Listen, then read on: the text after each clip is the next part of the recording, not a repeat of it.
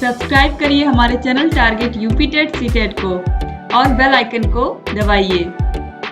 Hello दोस्तों, स्वागत है आप सभी का target UP TET CTET channel में। दोस्तों, इस वीडियो में हम लोग देखने वाले हैं आप लोग के डीएलएड सेकेंड सेमेस्टर के गणित में जो पहला इकाई है, पहला यूनिट है, पहला टॉपिक है 3 अंकों तक की संख्याओं का लासा एवं मासा अभाज्य गुणनखंड विधि एवं भाग विधि से।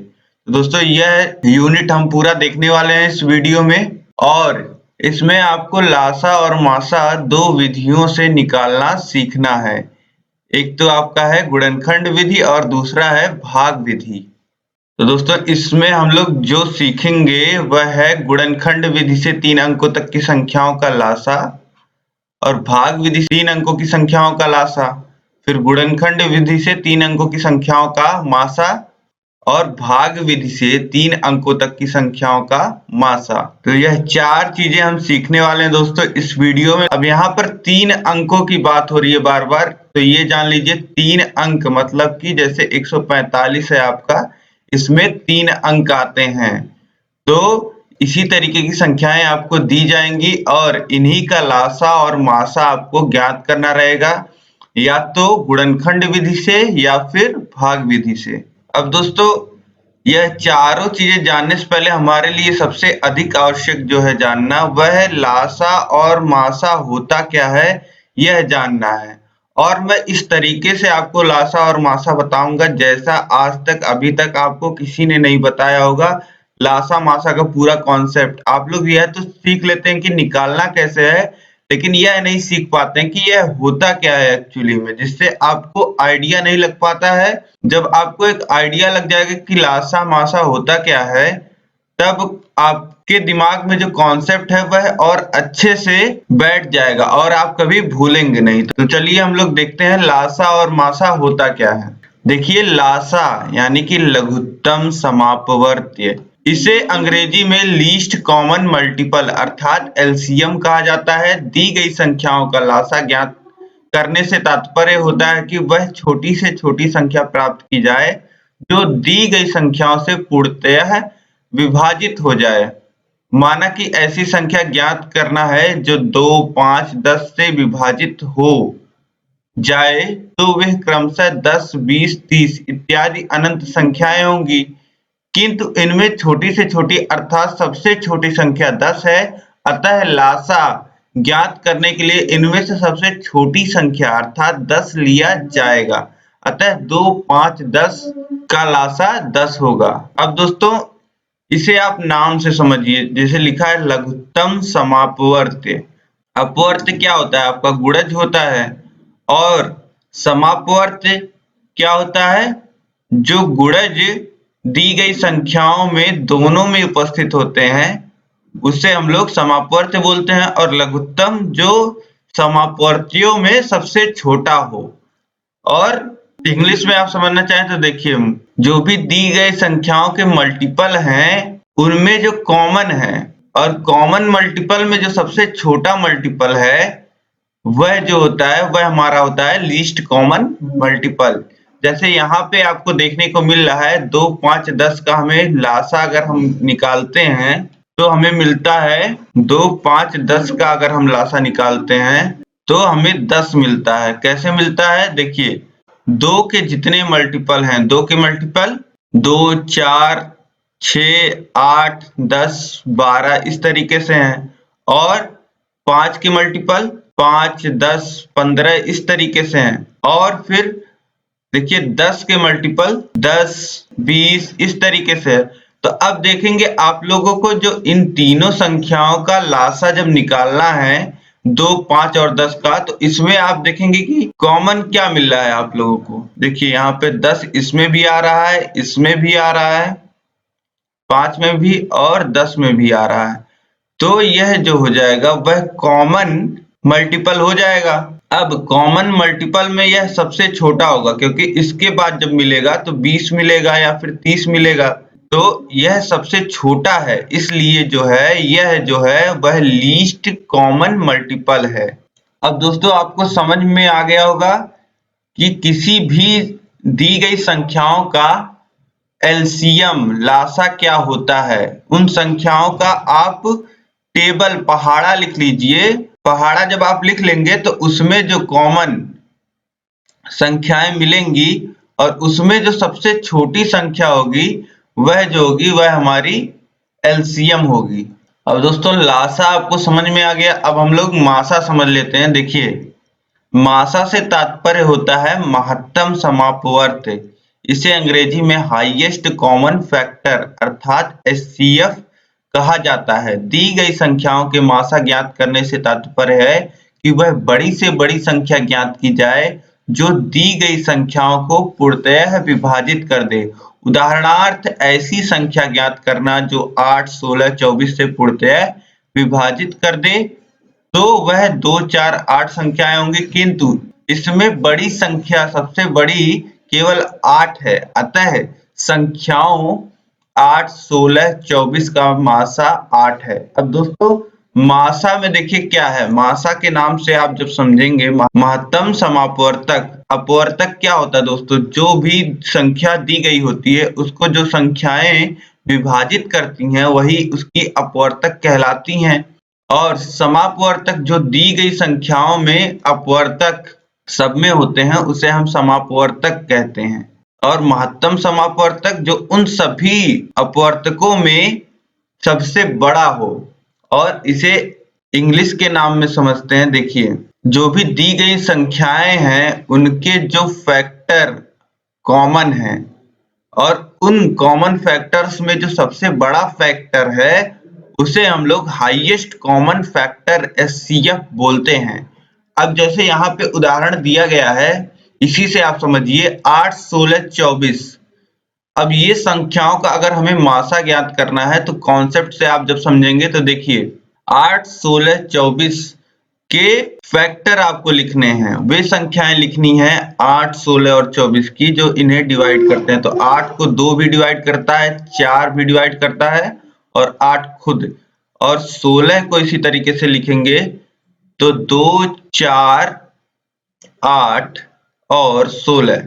और 24 को इसी तरीके से आप लिखेंगे तो 2, 4, 6, 8 और 24 खुद। तो इन सभी में आपको क्या दिख रहा है, इन सभी में आपको दिख रहा है कि समापवर्तक जो होगा वह तो आपका 2, 4 और 8 यह तीनों ही समापवर्तक होगा। लेकिन जो महत्तम समापवर्तक सबसे बड़ा जो समापवर्तक होगा वह 8 होगा। सबसे बड़ा जो आपको दिख रहा है वह 8 दिख रहा है। तो सबसे बड़ा फैक्टर हमें निकालना होता है हाईएस्ट कॉमन फैक्टर में, मासा में।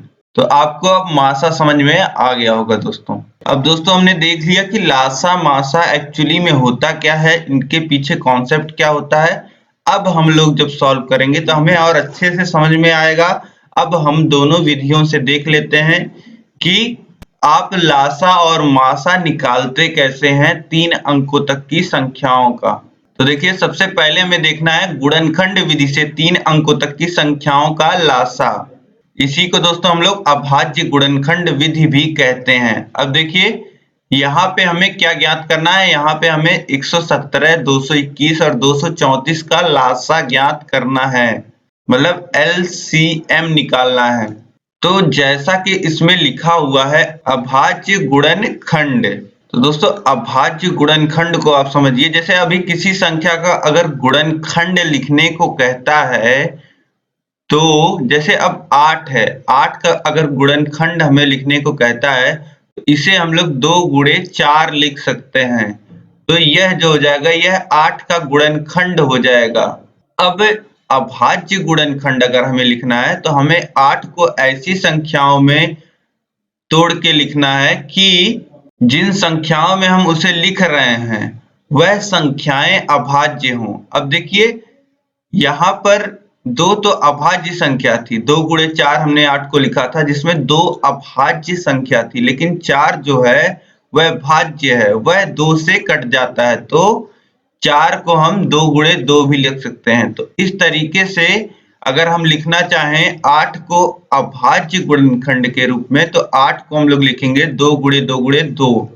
तो सबसे पहला स्टेप यही होता है आपको सभी संख्याओं को, जिन भी संख्याओं का हमें लासा ज्ञात करना है, उन संख्याओं का हमें अभाज्य गुणनखंड लिख लेना होता है। अब कई लोग को यह नहीं पता होगा कि अभाज्य गुणनखंड हम लोग निकालते कैसे हैं, तो चलिए हम लोग देख लेते हैं अभाज्य गुणनखंड हम लोग निकालते कैसे हैं।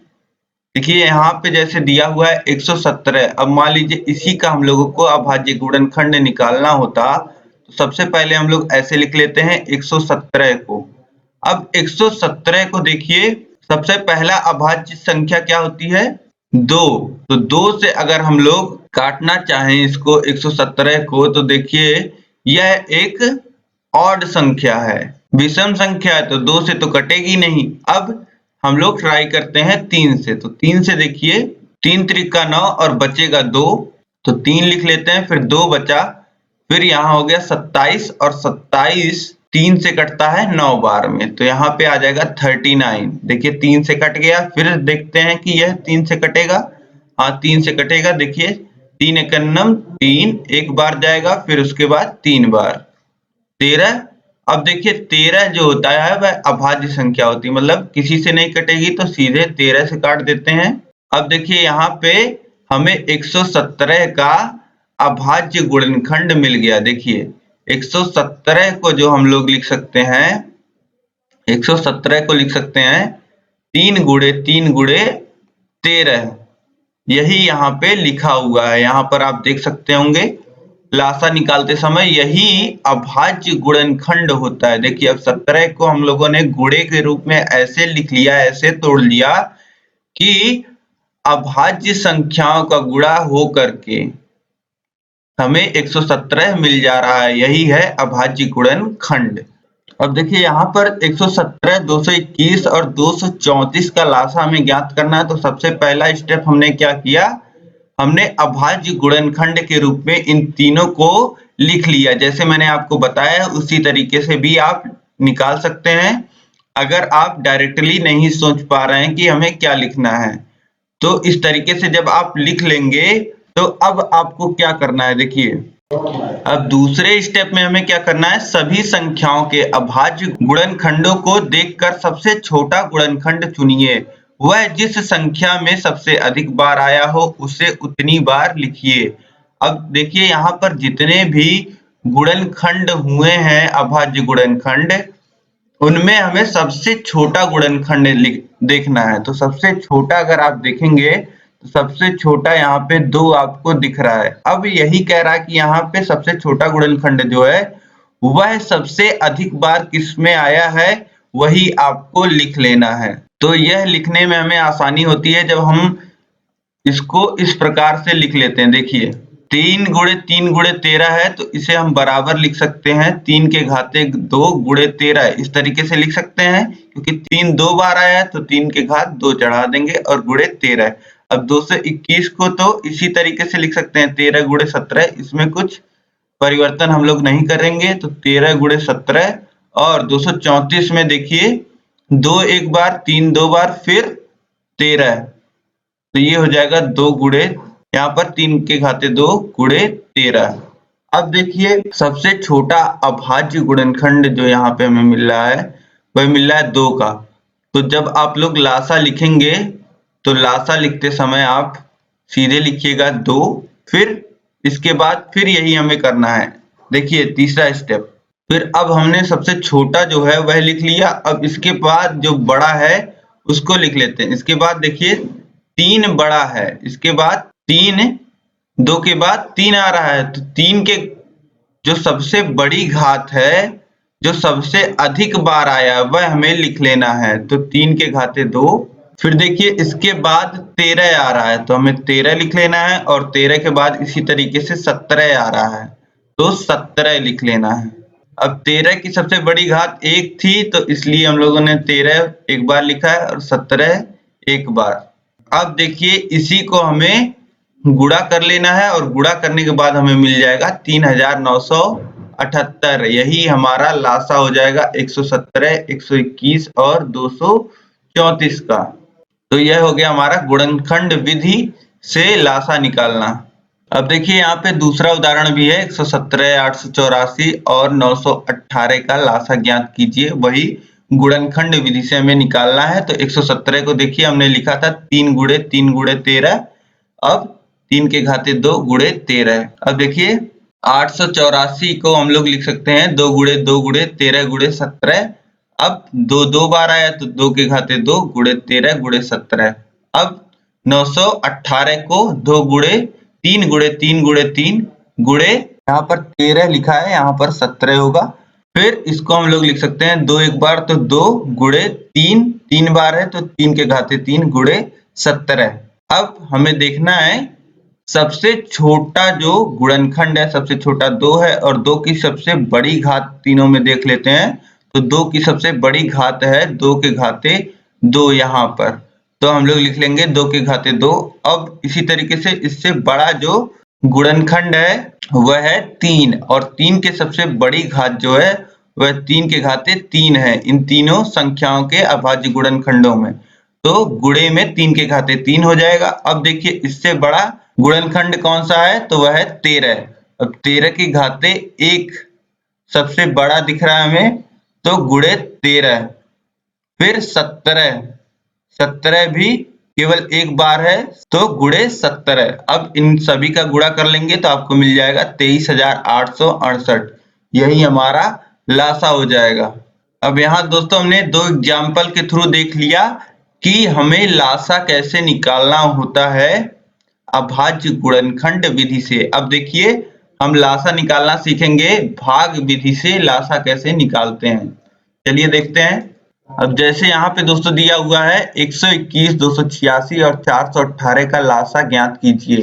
तो सबसे पहले इस प्रकार इसे हम लोग लिख लेते हैं। देखिए 121, 286, 418 को हमने लिख लिया। अब सबसे पहले हम लोग देखते हैं कि इसमें जो संख्याएं दी हुई हैं वह 2 से कट रही हैं कि नहीं। अब देखिए स्टेप हम लोग विधि देख लेते हैं। यहाँ पे देखिए सर्वप्रथम कम से कम 2 संख्याओं में उभयनिष्ठ सबसे छोटी अभाज्य संख्या से सभी संख्याओं में भाग देते हुए भागफल उन संख्याओं के ठीक नीचे लिख लेते हैं। जिस संख्या में भाग नहीं जाता उसे नीचे यथावत लिख देते हैं। इस क्रिया को तब तक करते जाते हैं जब तक किसी संख्याओं के नीचे सह अभाज्य संख्याएं ना आ जाए। इस प्रकार सभी भाजक संख्याओं तथा अंतिम पंक्ति की सह अभाज्य संख्याओं का परस्पर गुणा करके उभयनिष्ठ लासा प्राप्त कर लेते हैं। तो देखिए यहाँ पे हमें यही सारे स्टेप्स करने हैं। सबसे पहले हमें देखना है कि 2 से संख्याएं कट रही हैं कि नहीं। तो जब हम 2 से भाग देंगे तो हमें 121 तो कटेगा नहीं, तो 121 को ऐसे ही लिख लेंगे। और 286 कटेगा तो 286 143 बार में कटेगा तो 143, और 418 कटेगा 209 बार में तो 209। अब देखेंगे कि ये संख्याएं जो हैं वह 3 से कट रही हैं कि नहीं। तो 3 से यह संख्याएं, इनमें से कोई भी 3 से नहीं कटेगा, ना ही 4 से, ना ही 5 से, ना ही 6 से, ना ही 7 से, ना ही 8 से, ना ही 9 से, ना ही 10 से, और ये संख्याएं सीधे कटेंगी 11 से। तो अब जब 11 से भाग देंगे तो 121 में 11 बार जाएगा, 143 में 13 बार, 209 में 19 बार। फिर देखते हैं हम लोग। अब देखिए 11 से एक बार और भाग देंगे तो यहाँ आ जाएगा 1, फिर 13, फिर 19। अब देखिए 13 और 19 दोनों ही अभाज्य संख्याएं हैं। तो अब आप चाहें तो इन्हें काट के 1 ले आ सकते हैं। यहाँ पे 13 से एक बार भाग देना होगा आपको, एक बार 19 से, लेकिन कोई मतलब नहीं है। 1 या अभाज्य संख्याएं जब हमें यहाँ पर मिल जाती हैं तो हम इसे यहीं छोड़ देते हैं, और यहाँ पर जो जिन संख्याओं से हमने भाग दिया था और यहाँ जो अभाज्य संख्याएं बची हुई हैं उनको गुणे के रूप में लिख लेते हैं। यही हमारा लासा हो जाएगा। देखिए 2 गुणे 11 गुणे 11 गुणे 13 गुणे 19, यही यहाँ पे हम लोग लिख लेते हैं। 2 गुणे 11 गुणे 11 गुणे 13 गुणे 19। अब इसका गुणा जब हम करेंगे तो हमें मिल जाएगा 59,774। यही हमारा भाग विधि से लासा हो जाएगा 121, 286 और 418 का। अब दोस्तों हमने लासा जो है वह दोनों विधियों से देख लिया है। अब हम लोग देखते हैं मासा कैसे हम लोग निकालते हैं। गुणनखंड विधि से पहले देख लेते हैं। तो देखिए यहाँ पे हमें 120, 144 और 204 का अभाज्य गुणनखंड विधि से मासा निकालना है। तो अभाज्य गुणनखंड विधि से निकालना है तो सबसे पहले हम लोग जो संख्या दी है उसे अभाज्य गुणनखंड के रूप में लिख लेते हैं। तो 120 को जब हम लोग लिखेंगे तो इसको लिखेंगे 2 गुणे 2 गुणे 2 गुणे 3 गुणे 5। इसी तरीके से 144 और 204 को लिख लेंगे। अब यहाँ पर देखिए, यहाँ पर बस थोड़ा सा अंतर है। जैसे आपने लासा में लिखा वैसे तो आपको लिख लेना है। अब जो लास्ट स्टेप है हमारा उसमें अंतर आपको देखने को मिलेगा। अब इसे अभी आप लोग उस तरीके से लिख लीजिए घातों के रूप में। तो 2 के घाते यहाँ पे 2 3 बार है तो 2 के घाते 3 और 3 गुणे 3 गुणे 5। अब यहाँ पर देखिए 2 4 बार आया है तो 2 के घाते 4 गुणे 3 के घाते 2 और यहाँ पर देखिए 2 2 बार आया है तो 2 के घाते 2 गुणे 3 गुणे 17। अब दोस्तों यहाँ पे हमें मासा में क्या करना होता है, हमें मासा में लासा में हमने सभी बड़ी घातों को लिया था और किसी संख्या को छोड़ा नहीं था, सबको लिखा था। लेकिन यहाँ पर आपको सबसे छोटी घात लेनी है जो कॉमन मिल रहे हैं। जैसे 2 कॉमन है सब में तो 2 की जो छोटी घात है यानी कि 2 के घाते 2 वह हमें लेनी है। तो हम लिखेंगे 2 के घाते 2 और अब देखिए यहाँ 3 सब में है लेकिन सबसे छोटी घात यहाँ 3 की 1 है तो इसे हम लोग लिख लेंगे गुणे 3।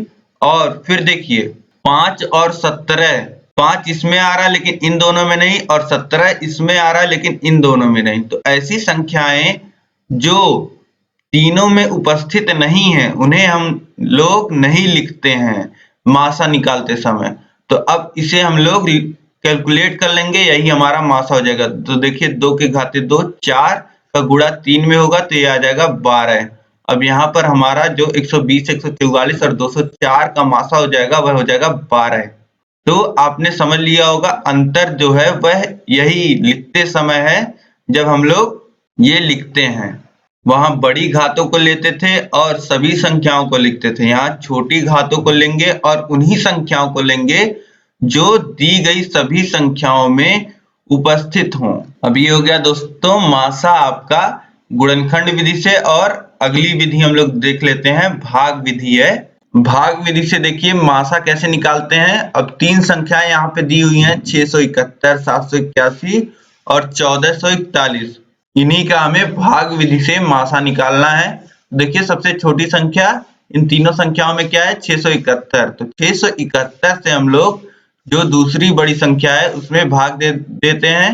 तो 671 से जब 781 में हम लोग भाग देंगे तो एक बार जाएगा और रिमाइंडर बच जाएगा हमारा 110। अब 110 जो हमारा रिमाइंडर बचा है उससे हम लोग जो भाजक है जो पहली बार जिससे हमने भाग दिया था 671 उसमें भाग देंगे। तो 110 से फिर 6 बार भाग जाएगा तो रिमाइंडर बच जाएगा 11। अब 11 जो रिमाइंडर बचा वो इससे पहले जो भाजक था 110 उसमें हम लोग भाग देंगे। तो 11 से जब 110 में हम लोग भाग देंगे तो 10 बार में पूरा कट जाएगा, शून्य आ जाएगा।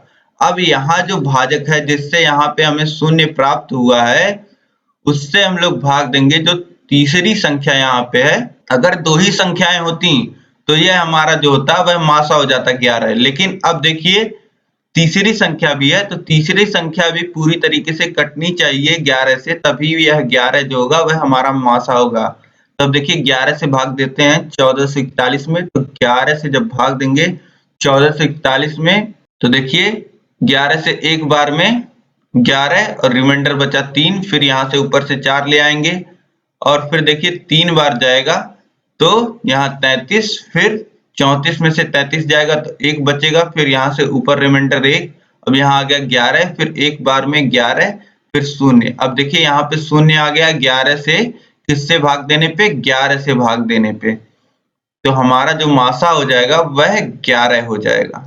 अब देखिए मैंने जो आपको स्टेप बताया वही यहाँ पे लिखे हुए हैं। देखिए यहाँ पे सबसे बड़ी संख्या 281 में छोटी संख्या 671 से भाग दिया गया है। प्राप्त शेषफल 110 से पुनः प्रथम भाजक 671 में भाग दिया गया है। पुनः शेषफल 11 से 110 में भाग दिया गया है। शेषफल 0 आने पर भाजक 11 संख्या 161 और 781 का मासा होगा।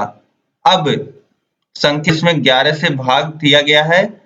शेषफल शून्य आने पर अंतिम भाजक ही अभीष्ट मासा होगा। अतः उपरोक्त दी गई संख्याओं का मासा 11 है। तो इस तरीके से दोस्तों हम लोग भाग विधि से मासा निकालते हैं। अब मासा और लासा के विषय में 3 महत्वपूर्ण बातें आप लोग जान लीजिए।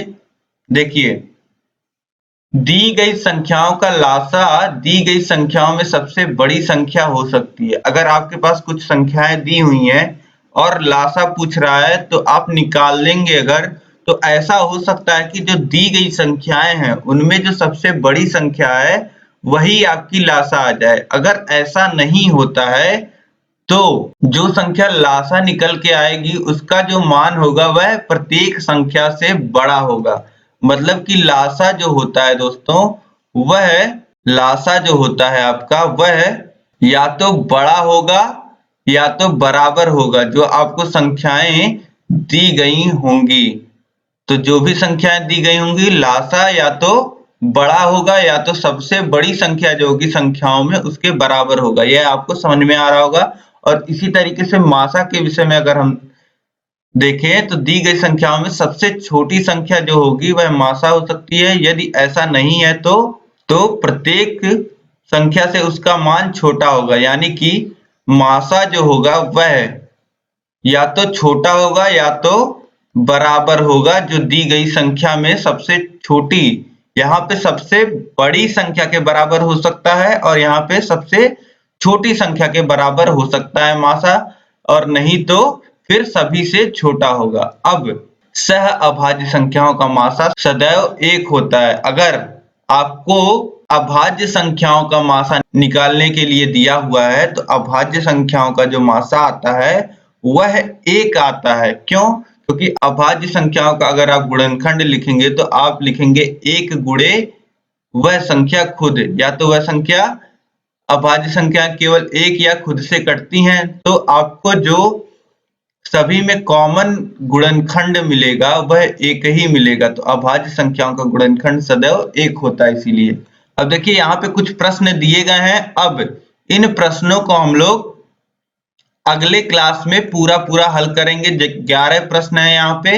इन 11 प्रश्न का हल हम लोग देख लेंगे तो हमारा जो लासा और मासा का चैप्टर है वह समाप्त हो जाएगा। एग्जाम्पल हमने देखे हैं, लेकिन हम लोग जितने भी क्वेश्चन आए, जितने अधिक क्वेश्चन आप गणित में सॉल्व करते हैं उतना ही बेहतर रहता है। तो प्रैक्टिस के लिए हम इन सभी प्रश्नों को सॉल्व करेंगे अगले क्लास में। तो आप लोग अगले क्लास में कॉपी पेन लेके बैठिएगा और साथ के साथ ही सॉल्व करिएगा। और आप लोग हमेशा ही कॉपी पेन लेके बैठा करिए। आपको महत्वपूर्ण जो बिंदु लगे उन्हें लिख लिया करिए। आपको मैं बहुत कुछ बताऊंगा जो आप लिख सकते हैं और आपको ऐसे आसानी से कहीं भी देखने को नहीं मिलेगा। जिस तरीके से मैं आपको बताऊंगा उस तरीके से आपको कोई नहीं बताएगा। तो इसीलिए दोस्तों कॉपी और पेन लेके आप लोग बैठा करिए। और अब आप लोग इस वीडियो को लाइक कर दीजिए, अपने दोस्तों में शेयर कर दीजिए अधिक से अधिक, और कमेंट करके आप मुझे बताइए कि आपको वीडियो कैसी लगी और आपको समझ में आ रहा है या नहीं आ रहा है। नहीं आ रहा है तो क्या नहीं समझ में आ रहा है वह आप कमेंट कीजिए। और अभी तक आपने चैनल को सब्सक्राइब नहीं किया हुआ है तो सब्सक्राइब करके बेल आइकन पे क्लिक कर लीजिए। और जितनी भी लेक्चर्स होंगे मैथ के सभी लेक्चर्स को मैं एक प्लेलिस्ट में डालूंगा और उस प्लेलिस्ट की लिंक जो है आपको इसी वीडियो के नीचे डिस्क्रिप्शन बॉक्स में या फिर ऊपर आई बटन में आपको देखने को मिल जाएगी। तो आप लोगों को वीडियो खोजना नहीं पड़ेगा, परेशान नहीं होना पड़ेगा। और जो भी आपके सवाल सुझाव वह मुझे कमेंट करके बताइए। और वीडियो पूरा देखने के लिए आपका बहुत बहुत धन्यवाद। जय हिंद।